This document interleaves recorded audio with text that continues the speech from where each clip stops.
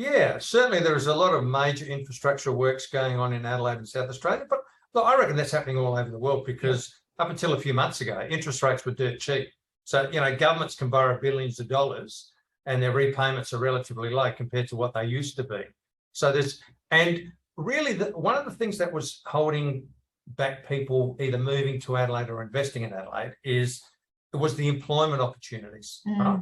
But with employment at record lows, we don't have our young ones leaving Adelaide and going to Melbourne and Sydney for their professional jobs anymore. We have them coming here because they can either keep their job in Melbourne and Sydney and work from here, or they can find a professional job. Like many of my property graduates get jobs as soon as they finish.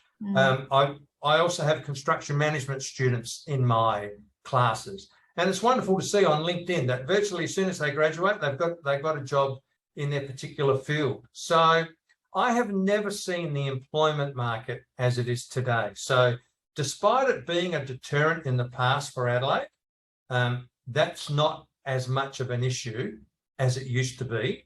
One, because of COVID, and number two, because nationally we have really low unemployment. So here's another thing that I have found, and I'm going to say anecdotal information, but I'm validating it all the time, Pete. I like to do a bit of a research as well.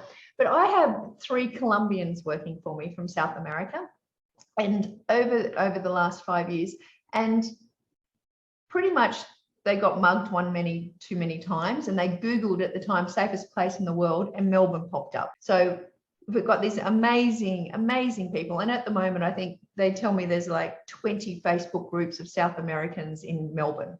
We have this wonderful dynamic community, and obviously they're attracting their friends over, etc.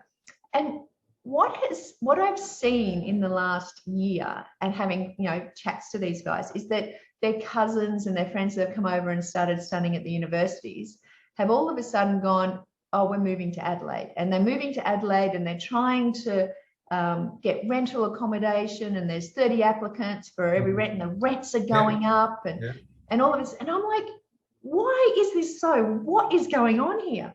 And you know what I found out? I bet you can guess. Okay, so Adelaide is considered regional for your visas. That's right. So to get permanent residency, you get more points if you're in a regional area, and Adelaide's regional. So they're all moving there so that they can actually get their PR sooner. And if you live and you study and you work in an area, you're not really going to uplift your friends and your community and move somewhere else. So, you get your permanent residency, 18 months time, these people are going to be able to get a loan and buy a property.